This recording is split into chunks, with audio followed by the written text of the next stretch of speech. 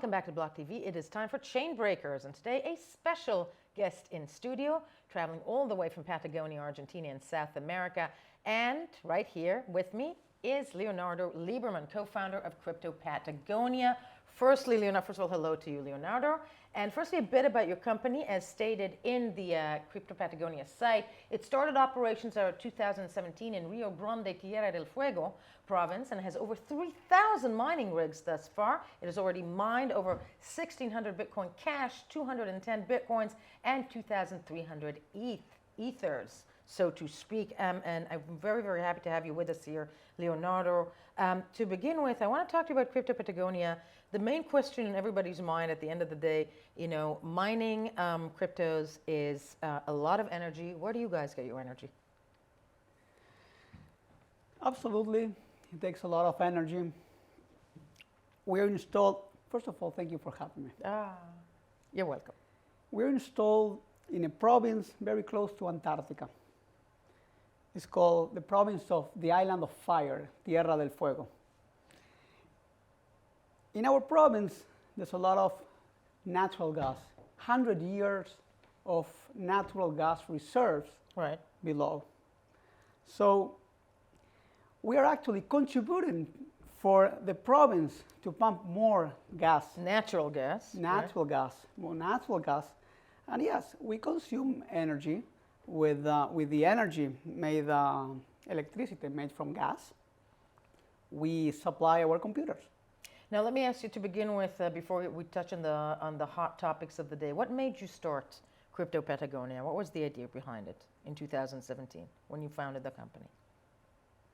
We have been involved in the consumer electronic assembly for the past 25 years. We know very well how to operate a computer, how to assemble a computer. We have to how to manage what's inside the computer. Okay. So for us, it was organic to move from computers, cell phones, to mining. But because at the end of the day, what's inside a mining rig?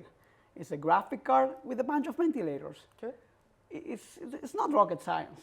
So if you have this background, well, we definitely have know-how so as to work with the computers. Right. What no one tells you is what's happening outside the environment that you have to create for these machines to perform at its best. Because the same machine has certain output. Now, how much energy you consume for that output is going to make your operation a successful one or not a successful one. No one tells you about humidity, heat. That's a big challenge. That's a big challenge in Patagonia, I assume. Well, Patagonia is a fantastic place to be. Year-round cold weather. Okay. So that helps a lot. It's around between -1 and 1, 11 months a year.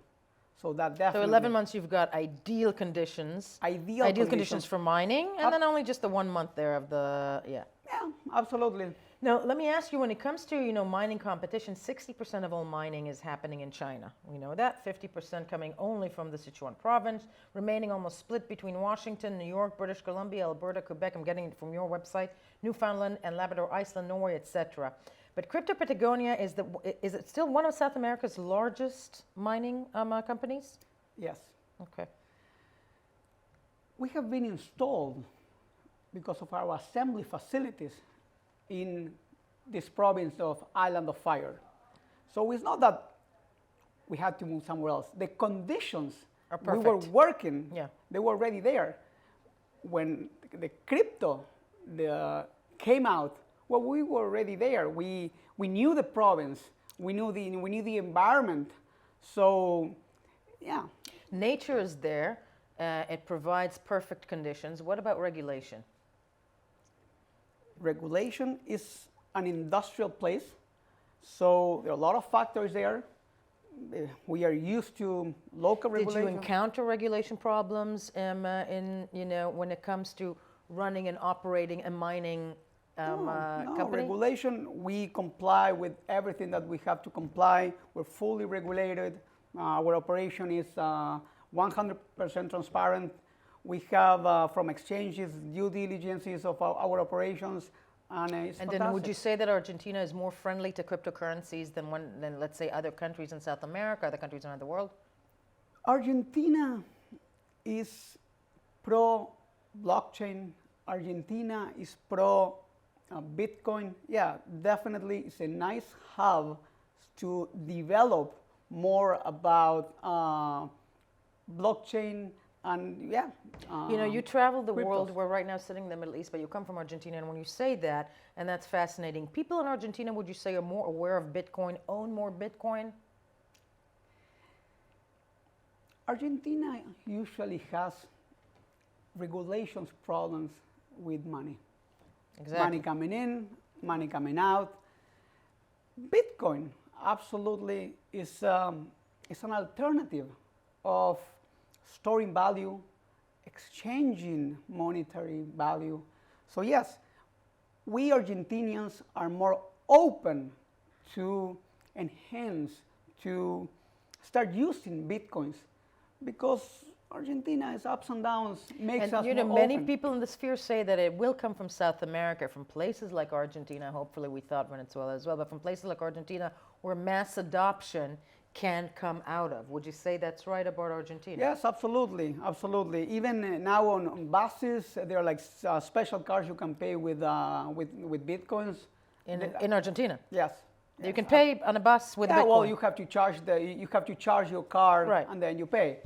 So Fascinating. we are definitely advanced in the usage of Bitcoin, or which is the most popular. But absolutely, there are many digital currencies that are adopted. Let's jump into the topics of the day. The halving, even though everybody's speaking Corona, I'll ask you in a second, but you know, Corona may be the mainstream narrative right now, even in crypto Twitter, but the halving's coming up. May is around the corner. Are miners, you know, what are their hopes when it comes to the halving? What do they think? Do they think also the prices will double as, or in that respect? What are you hearing from your miners? What a question. I think the whole industry is talking about halving. The whole industry is talking about halving, but today, you know, Bitcoin is down 4-5%. At the time of this taping, we just went below 9,000 again. Yeah. 9,000 again, yeah. We're eight something, yeah. So I think this halving is creating a lot of fuss around it. It's a huge event for the industry. Exactly. It will have a huge impact. For example, it will mainly halving is the payouts will be halved. So only the operations that are really successful will be able to compete. So it's a whole change of scenery of what we have been doing today. We'll see what happens with complexity. How many machines will be out of business? How many machines? Now, a few days ago, the hash power was at its peak. And what's going to happen after the halving? I'm asking you. Well, I'm assuming. It's so difficult to assume in this phase. It's very much. Whenever I think I start knowing and understanding a bit, it's like, but yes, I believe at least a few million computers will be out of order. The old machines will not be able to compete. Right. I'm assuming sooner or later the complexity will go down. Okay.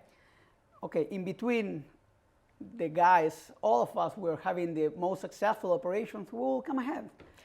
Cryptopatagonia, are you guys prepared specifically? Yes. You are Yes. prepared. You're going to make it through the halving. You're going to survive the halving. That's what 1,000%. 1,000%. 1,000%. We Okay. have every single condition to compete every 10 minutes on a global scale, and we're definitely prepared for after the halving. That's actually what we're aiming at. Do you think that the halving, you know, when it comes to the halving and its effect on the price, and I've been asking that I've been posing that question to anybody over the course of the last several months. Do you think the halving has already been calculated into the price? I think the halving, the fuss is creating more of a fuss than adjustment. Okay. I think it hasn't been yet there. Okay. because again, the hash power today is at its peak. It shouldn't be, but people are moving forward, or they are using the latest few months to mine as much as they can. So the adjustments we'll see them late April. Really? Yeah. You think we're going to start looking at those effects in late April? I don't think today we are yet in the adjustments that we will aim to see. We're expecting right 2 weeks before the halving to see some major movements, I guess. Now, when it comes to, you said you're using natural gas, there are a lot of arguments about Bitcoin that one can say that the mainstream media or, crypto mining, that the mainstream media is pushing, and that is that it's destroying the environment, that usage of so much energy cannot be good. What would you say to those people? I think the latest reports of how the crypto space, how the miners are damaging the environment, the studies came with so little. It's even, most of now it's clean energy, most of it. Yeah. It's not going from coal, it's not, we are even like, our is semi-clean, it's just natural gas. We're helping pump more gas. No, I don't think the environment will have a negative impact towards what's happening. The environment, petrol is what's to worry about, not us. So, I mean, wind, solar taking over the mining business? Well, definitely. Well, they did that for Apple. I mean, I have to say, all those big, computer farms that have switched to solar. I think alternative sources of energy will definitely is the way to go. Go green. We will all go green. And I also believe we will all go to self-generate and green. I don't think governments will for longer tolerate miners to use government grid. So I think the big companies, the ones that will succeed, will have to self-generate energy. In order to actually continue. In order actually to supply its machines. I wouldn't be surprised if that would be the case. Finally, we always talk price predictions, whatnot. As you said, we're sitting here at the beginning of a week. It's a Sunday, so several markets around the world are yet to actually, do anything that we can see as a trend for next week. But the price of Bitcoin ain't doing so well today. People have constantly said it's going to be a store of value versus or is it a safe haven? What is your narrative on that? We're sitting here on the Corona narrative day. And do you think that is the thing that's affecting the price? Do we even know? I would assume Bitcoin to be a store of value today. I don't see yet Bitcoin used as a mass adoption to buy regular daily consumers. I would say coffee. Yeah. I don't see it. Yeah, little by little it will go there, but I see more about the digital gold. This is the way people will aim. Okay, storing Bitcoin as a store of value, digital gold, is more efficient than storing gold. Where you put the gold?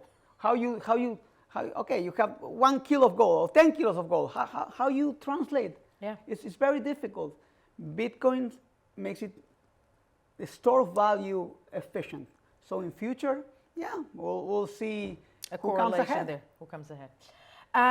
Leandro Liberman, I can't thank you enough for this very enlightening conversation. As we said, co-founder, the man behind Cryptopatagonia and in Argentina. Thank you so much for joining us today at BLOCKTV. We are BLOCKTV, and we'll be right back.